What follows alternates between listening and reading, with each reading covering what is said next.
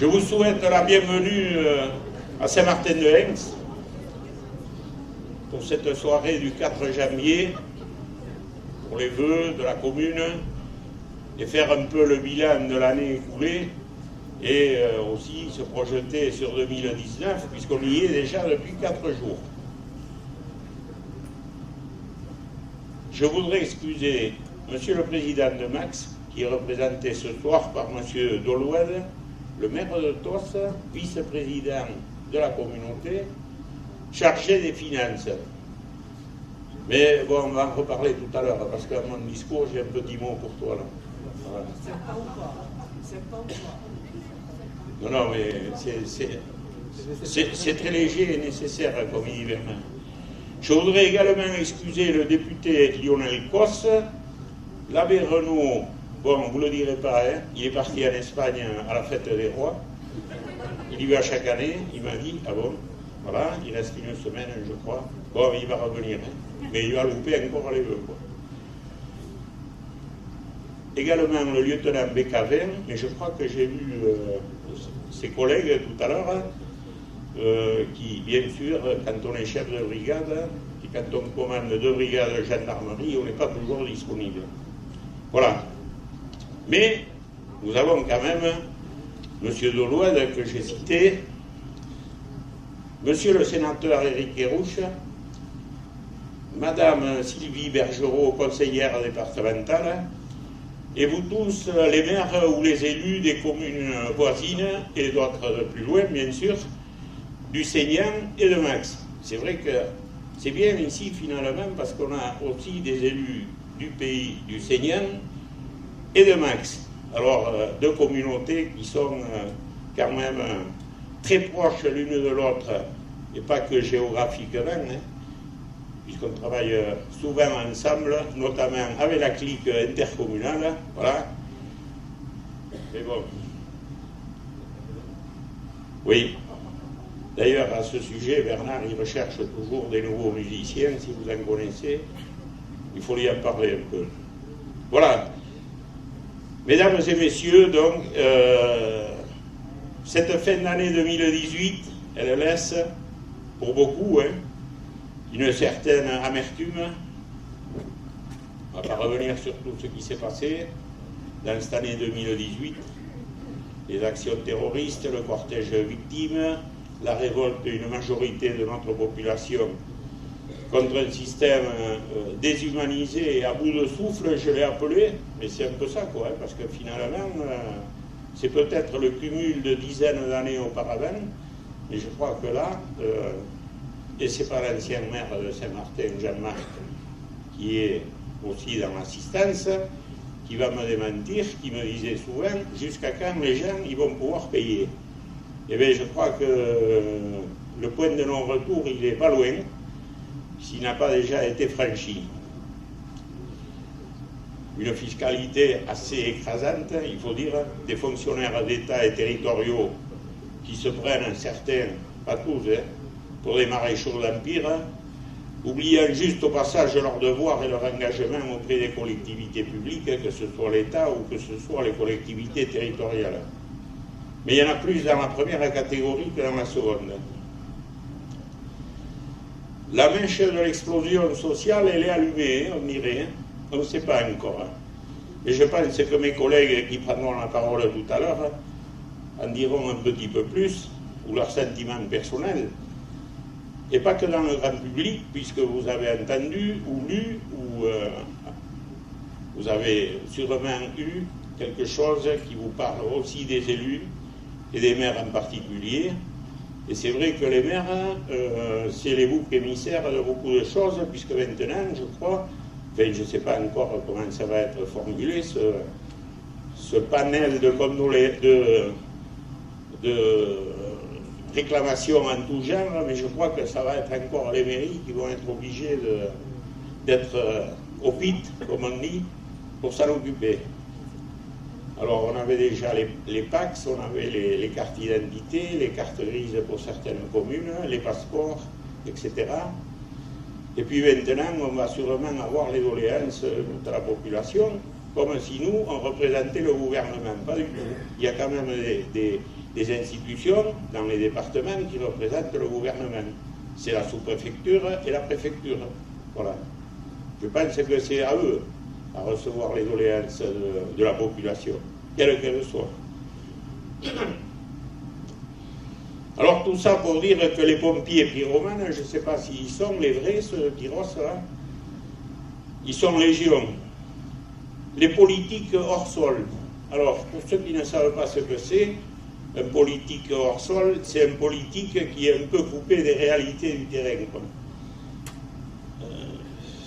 Une sorte de lévitation permanente.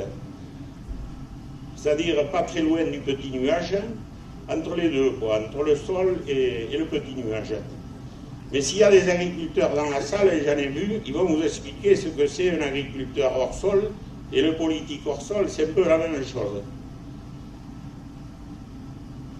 Et il y a aussi les défenseurs intégristes de l'environnement qui cautionnent tout et n'importe quoi. Exemple, le transport en hélicoptère d'ours, migrants de Roumanie vers les Pyrénées. Ça paraît surprenant. C'est un paradoxe républicain, on va appeler ça. Enfin, moi j'appelle ça comme ça pour les voyageurs des zones rurales, puisque nous, on nous propose le covoiturage et la bicyclette. C'est pas quand même l'hélicoptère, hein. Voilà. Et alors, localement, c'est vrai qu'on est servi sur Max. Au Seigneur, finalement, vous êtes tranquille, hein, pour le moment. Le désensablement du lac d'Ossegor, avec son rejet sur la plage, qui a été retoqué par la justice, comme vous le savez, suite au recours qui a été intenté par une association de protection de l'environnement, mais au sujet d'une pollution certaine pour eux, pour ces mêmes défenseurs. Alors il y a une chose, moi, que j'arrive pas à comprendre. J'ai pas fait l'ENA, j'ai pas un grand bagage d'écolier, enfin, je suis pas allé à l'université ni en faculté, mais il faudra quand même qu'on m'explique comment on peut, dans le même temps, c'est une formule que vous avez dû entendre dans d'autres lieux, des ostréiculteurs qui sont installés sur ce lac, et la baignade qui est autorisée par, je pense, certification des organismes compétents, qui est autorisée, cette baignade. Elle n'a pas engendré de vagues, je me suis relevé de maladies microbiennes par ailleurs, cela se saurait. Si les gens étaient sortis du lac d'Ossegor l'été, là, en juillet-août, plein de boutons, je pense que sur le sud-ouest, on l'aurait vu. Moi, j'ai rien vu. Vous, je ne sais pas, je ne crois pas que ce soit arrivé encore. Le problème qui va se passer là, tôt ou tard, si personne ne veut bouger les lignes, et nous, quand même, au niveau de la communauté, peut-être que mes collègues en parleront tout à l'heure, c'est difficile d'ouvrir toutes les portes à tout le monde, de voir que personne rentre, et maintenant on nous dit, eh bien, vous ne nous avez pas reçus. Mais ça veut dire quoi, ça? Ça veut dire que ces gens-là, on devrait aller dans leur sens tout le temps, même si ça coûte des sommes faramineuses, ou pharaoniques, comme on a entendu, pour des projets de Max. Ça, c'est pas un projet pharaonique, c'est une nécessité de draguer le lac d'Ossegor. Quand ce lac sera comblé naturellement, hein, il y en a, ils rêvent de ça sûrement. Moi, je n'ai pas une villa au bord du lac d'Ossegor, et je pense que personne dans cette salle non plus en a une. Hein. Voilà. Donc on est à l'aise pour en parler. Il sera comblé naturellement de sédiments et de sable venus de l'océan. Le port de Cabreton, il subira le même sort. Dites-vous bien que si le lac il est complètement fermé, Cabreton, ça sera la même chose. Tôt ou tard, le port il sera aussi bouché, la navigation terminée, etc. quoi. Voilà. Alors ces deux fleurons de la côte landaise qui disparaîtront, au grand désarroi de milliers de Landais et de touristes, pour le plaisir de quelques personnes. Moi je dis quel gâchis financier, économique et humain. Parce qu'il ne faut pas oublier que sur des grands travaux comme ça, il y a quand même des centaines de milliers d'heures de travail qui ont été mises au panier, à la poubelle. Hein. il y a des entreprises qui travailleraient là pendant X mois, eh bien, ils n'ont plus le boulot. Voilà, le problème il est là. Et on le retrouve aussi dans d'autres départements et dans d'autres domaines, routiers ou autres, où des chantiers sont arrêtés. Tout le monde est à l'arrêt. Vous avez peut-être vu la déviation de Bénac en Dordogne. Voilà, tous ces gens qui travaillent sur des chantiers, on leur dit, bon, mais vous pouvez rentrer chez vous, hein, il n'y a plus de travail. Le chantier est arrêté. Alors je ne sais pas si c'est ça, l'avenir de la France ou le futur, comme certains le voient. Je pense qu'on va dans le mur, certainement. Beaucoup de nos compatriotes, et je sais de quoi je parle parce que j'ai fréquenté ce milieu pendant 33 ans, ont érigé les juges en justiciers de la République, dans les domaines autres que la justice pénale. Je m'explique. Ça veut dire que quand on fait appel aux juges pour juger des affaires d'environnement, de tout un tas de choses qui pourraient être réglées par les élus et par, oui, les associations, les riverains, etc., je pense qu'on n'a pas besoin vraiment des juges. Parce que les juges, figurez-vous, quand vous leur posez la question, et nous on leur a posé plusieurs fois, que ce soit dans n'importe quelle juridiction, ils vous disent évitez de venir devant nous. Évitez de venir devant nous. Ça coûte de l'argent, il y a beaucoup de mécontents, après un jugement, ça on le sait, tout le monde le sait, mais ça ne fait rien. On y va tout droit, tout le temps. On y va sans arrêt vers les juges. Moi, je ne sais pas. Et la question qu'on se posait, nous, dans notre administration, c'était qui juge les juges? Et ce n'est pas des paroles en l'air. Ça veut dire que les juges, finalement, personne ne les juge. Voilà. Quand vous réfléchissez un peu à cette question, à ce questionnement, qui les juge? Personne. Voilà. Et on va passer à Saint-Martin, parce qu'il n'y a pas quand même que le lac d'Hossegor, et dans la vie, il y a autre chose. Hein. Alors nous serons dans le dur, puisque là-bas, ils sont dans le sable et dans les sédiments marins. Nous, on va être quand même dans le dur. On va terminer notre mandat avec nos promesses, hein. Alors qu'il y en a qui disent que les promesses n'engagent que ceux qui les écoutent. Nous, quand même, on va essayer de tenir ce qu'on a promis, avec une nouvelle série d'équipements routiers, sécurisation de la RD12, dans la traversée de l'agglo, avec des aménagements particuliers, piétons, riverains et usagers. Je vous donne en info qu'il passe 4000 véhicules jour à Saint-Martin-de-Hens, comptage fait au mois de mars par les services du département. Ce n'est pas une info bidon.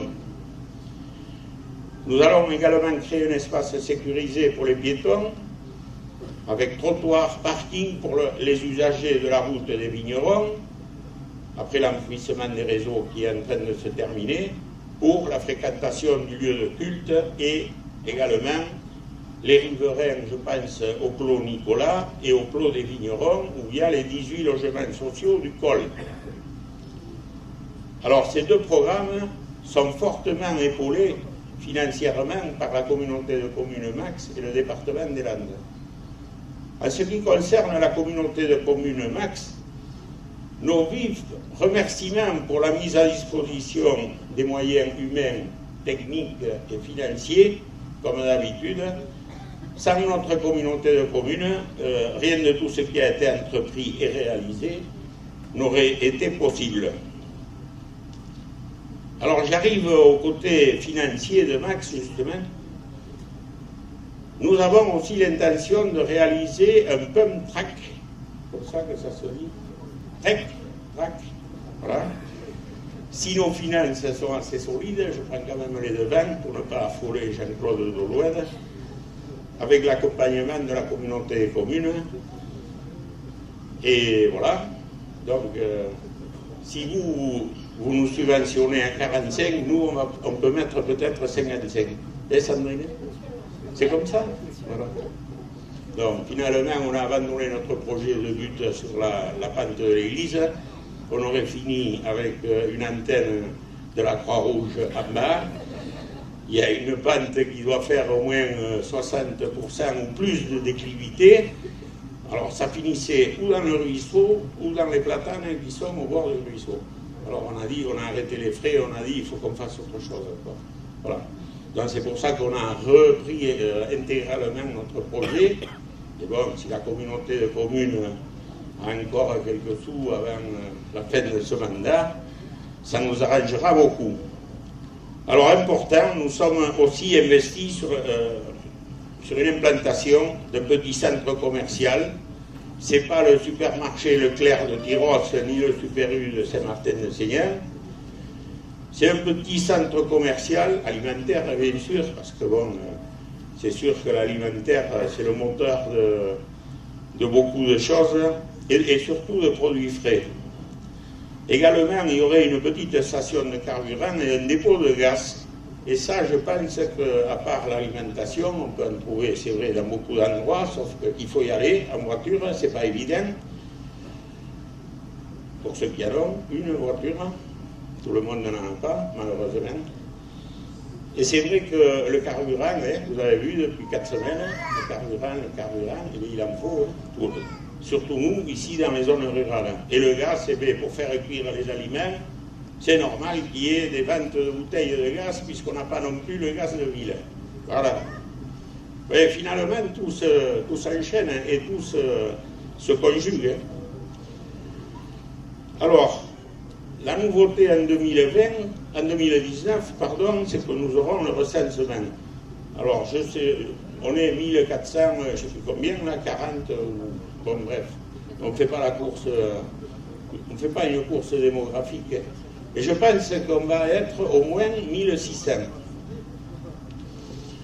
1600, vous le savez, vous les maires et les élus des conseils municipaux, il faut anticiper quoi, par rapport aux écoles, par rapport à tout, aux équipements, etc.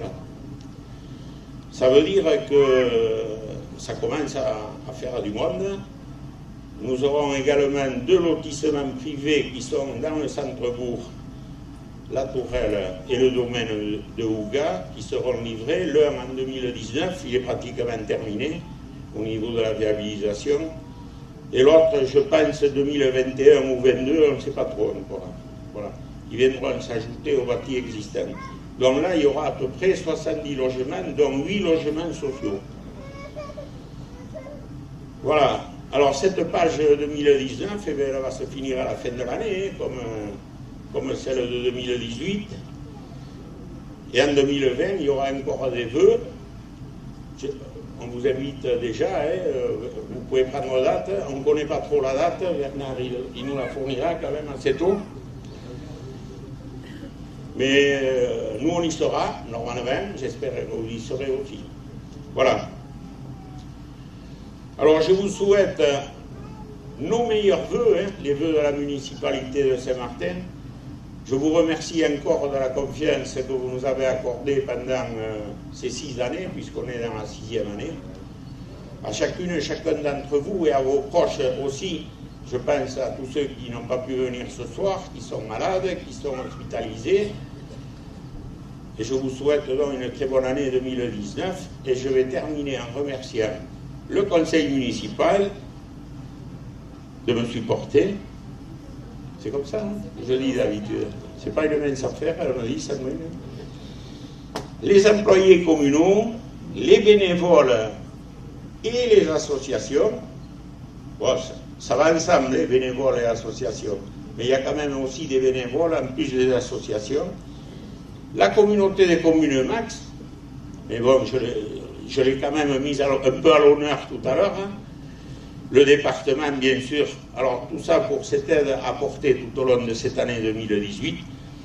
Et je ne voudrais pas oublier les personnels de la gendarmerie nationale de Saint-Martin-de-Seigneur et de Tarnos, le corps des sapeurs-pompiers de Saint-Vincent-de-Tyros, et également Madame Patricia Goutenègre, qui est la seule en train d'écrire dans cette salle, la correspondante Sud-Ouest, et Josiane pour la magnifique déco de la salle. Avec les chandeliers, il n'y a plus qu'à allumer, quoi. Voilà, non mais c'est pas encore l'heure. Alors,